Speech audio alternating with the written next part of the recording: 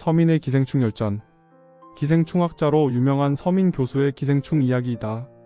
소화기관부터 인체 조직 그리고 다양한 곳에 사는 기생충을 분류하여 설명해준다. 요충 아이가 주는 과자를 조심하라. 요충은 길이 1cm를 조금 넘는 하얗고 조그만 기생충이다. 요충은 요충알을 먹고 감염된다. 사람 입으로 들어간 요충알은 맹장 근처에서 어른이 되고 짝짓기도 여기서 이뤄진다. 짝짓기 후 수컷은 죽고 암컷만 남는데 이때 사람의 음식물을 더 섭취하고 한두 달가량 더 살면서 몸 전체를 알로 가득 채운다. 그리고 알을 가득 채운 암컷은 항문 근처로 이동한다. 밤에 사람이 REM 수면에 들면 항문이 살짝 열리고 이때 요충은 항문 밖으로 나와서 1만 개가 넘는 알을 뿌린다. 알을 낳은 후에도 요충은 항문 주위를 계속 왔다 갔다 하면서 항문을 가렵게 만든다. 간지러워 아이가 손으로 긁으면 요충의 알들이 아이의 손에 묻게 된다. 손을 씻지 않은 채 아이들이 만지는 모든 것에 요충의 알이 붙는다. 요충은 회충약으로 잘 치료되나 첫 번째 약을 한 번 먹고 20일 뒤에 다시 약을 먹어야 한다. 광절 열두조충. 광절 열두조충은 온대지방이나 북극에 가까운 곳에서 분포하는 촌충의 일종으로 러시아와 스칸디나비아 지역이 유행지로 알려져 있다. 주요 종숙주는 사람으로 사람의 장에 사는 광절 열두조충 성충이 알을 낳으면 그 알들은 대변과 함께 변기로 떨어지고 하수 시스템을 타고 물로 간다. 물로 간 알이 부화해 유충이 나오고 플랑크톤 등의 갑각류한테 먹힌다. 갑각류에게 먹힌 후 그 안에서 더 큰 유충으로 자란다. 갑각류를 다른 물고기가 먹으면 유충은 물고기로 넘어가 더 감염력 있는 유충으로 자란다. 이 유충을 가진 물고기를 사람이 덜 익혀 먹을 때 인체 감염이 이루어진다. 한국과 일본에선 주로 연어나 송어가 감염원으로 추정된다. 변에서 기다란 벌레가 나올 때는 회충약 대신 프라지퀀텔이나 디스토시드 같은 디스토마 약을 먹어야 한다. 단 이들은 의사의 처방을 받아야 한다. 회충. 1949년 우리나라 사람의 대변 검사에서 회충의 충난 양성률은 82.8%였고 회충 감염량은 5에서 10억 마리로 추산될 정도였다. 당시 인구가 2천만 정도였으니 1인당 25에서 10마리가 한 사람에게 있던 것이다. 당시 농촌에서는 인분을 밭에다 뿌렸다. 변에 들어있던 회충알은 그런 경로로 배추에 운반됐고 그 배추로 김치를 담가 먹으면 거기 있던 회충알이 사람에게 들어가게 된다. 봄, 가을에 회충이 유독 많았던 이유도 그 때문으로 겨울에 막 김장한 김치를 먹으면 회충알이 들어가고 그 회충알이 부화해서 2에서 3개월 후 30cm짜리 어른 회충이 된다. 이런 감염률은 점점 줄어서 1990년대에는 0.1% 이하로 떨어지게 된다. 스파르가눔. 2012년 중국 신문에 난 기사에서 한 10대 소녀가 1년 전부터 어지럼증을 호소하여 뇌수술을 받았는데 소녀의 뇌 속에는 20cm의 긴 벌레가 나왔다. 이 벌레는 스파르가눔이었는데 스파르가눔은 뱀이나 개구리를 먹고 감염된다. 스파르가눔은 만손 12조충의 유충으로 보통 기생충의 유충은 이름이 없지만 만손 12조충의 유충은 사람에게 병을 일으키므로 이름이 있다. 사람의 입으로 들어온 스파르가눔은 사람이 종숙주가 아닌지라 유충이 성충으로 자라지는 않지만 사람의 장을 뚫고 나가 몸 여기저기를 돌아다니며 염증을 유발하고 병을 일으킨다. 뇌나 눈 또는 척수 같은 치명적인 곳으로 이동하기도 한다.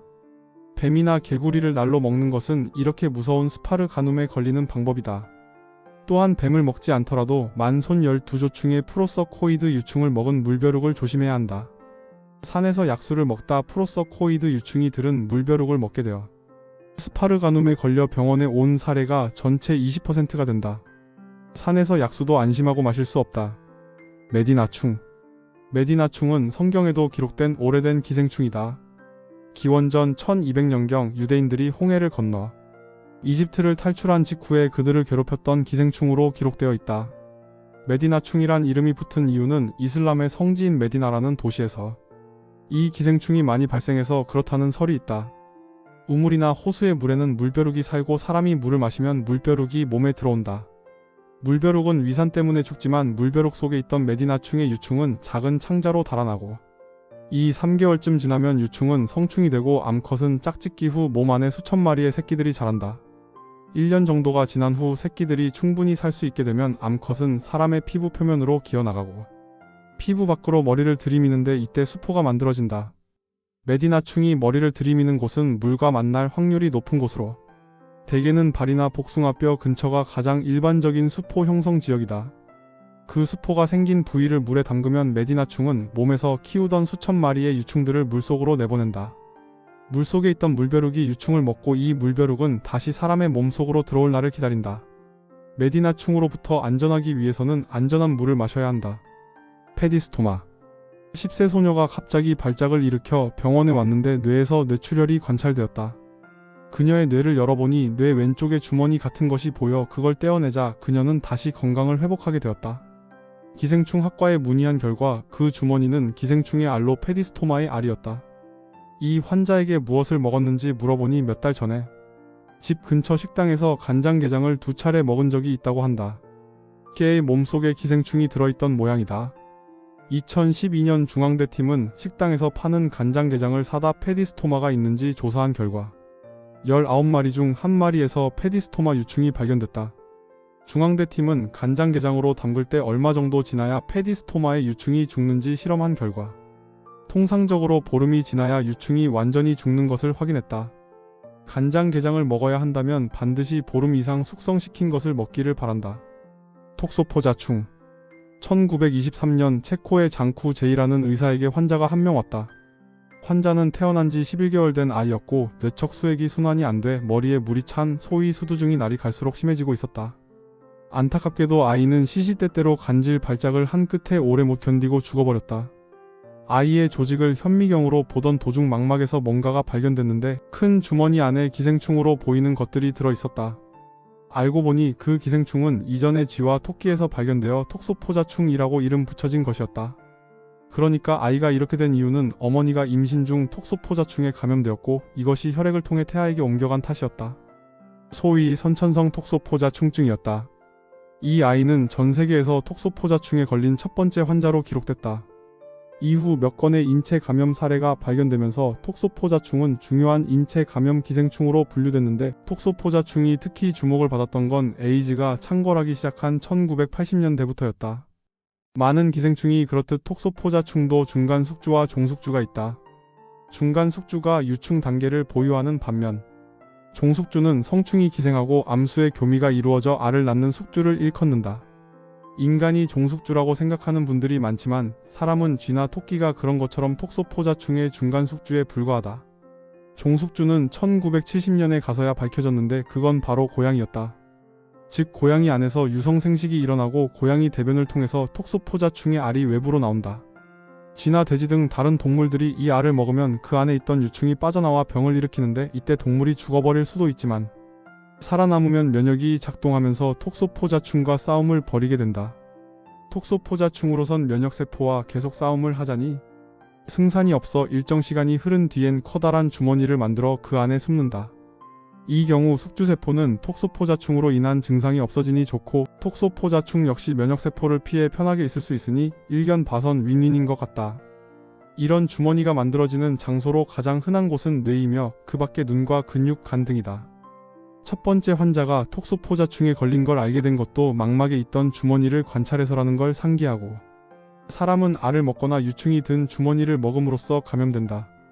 톡소포자충의 알은 오직 고양이에게서만 나오니 고양이를 가까이 하면 안 되겠구나라고 생각할 분이 계시겠지만 실제로 고양이가 톡소포자충 감염의 원인이 되는 경우는 거의 없다.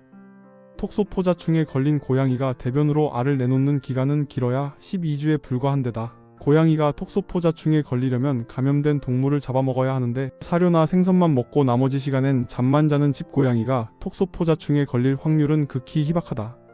길고양이라면 좀 다를까? 아무래도 길고양이는 쥐를 잡아먹기도 할 테니 확률이 좀 더 높겠지만 그래봤자 알을 배출하는 기간은 고작 12주이다. 학자들은 고양이와 접촉한다고 톡소포자충에 걸릴 확률은 거의 없다고 말한다. 톡소포자충이 동물에게 침투하면 면역계와의 싸움이 벌어진다. 초반에는 톡소포자충이 기세를 올리지만 시간이 갈수록 면역계에게 밀리게 된다. 그 결과 위에서 말한 것처럼 둘 간의 타협이 이루어져 톡소포자충은 근육이나 조직의 주머니를 만들고 그 안에 살게 된다.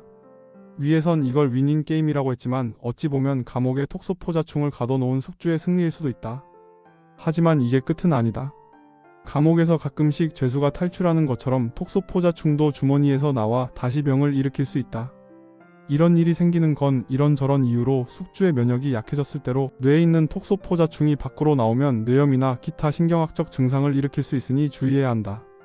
플레그르는 톡소포자충이 인간도 조종한다는 것을 밝히기 위해 계속적인 연구를 했다. 그는 자신의 주장이 옳다는 걸 증명하기 위해 톡소포자충 감염자들의 행동을 일반인과 비교 분석했고 다음과 같은 결과를 학술지에 발표했다.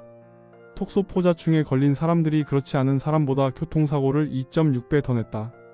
자살을 시도한 사람들 중 톡소포자충에 감염된 사람이 그렇지 않은 사람보다 유의미하게 높았다.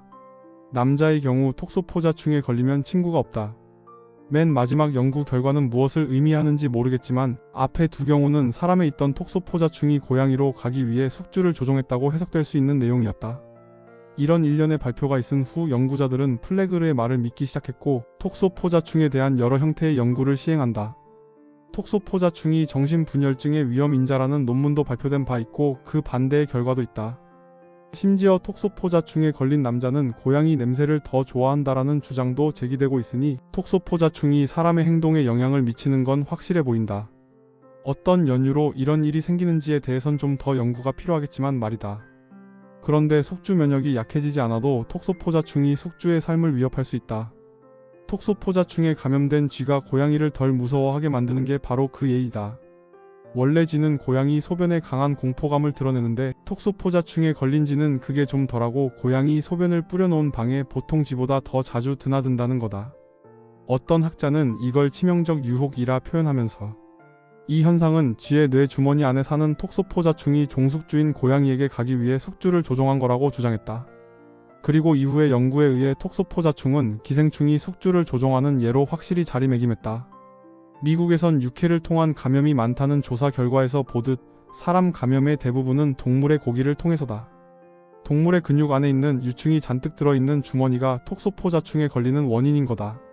최근에 발표된 논문을 보면 국내 감염자 10명 중 상당수가 멧돼지 고기나 사슴피를 먹은 적이 있다니 정톡소포자충이 무섭다면 날 것을 피하고 손을 잘 씻는 게 안 걸리는 방법이다. 야채나 과일을 대충 씻어 먹는 것도 감염의 원인이 될 수 있으니 이건 역시 주의할 필요가 있다.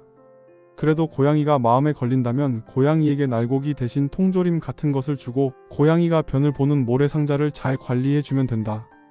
회충이랑 촌충 정도만 알고 있을 일반인들에게 기생충에 대해 알려준 재미있는 책이다. 이 책을 읽은 후에는 지인들에게 민물 꽃게로 만든 간장게장을 먹지 말라고 하고 있다. 읽어보면 도움이 될 책이다.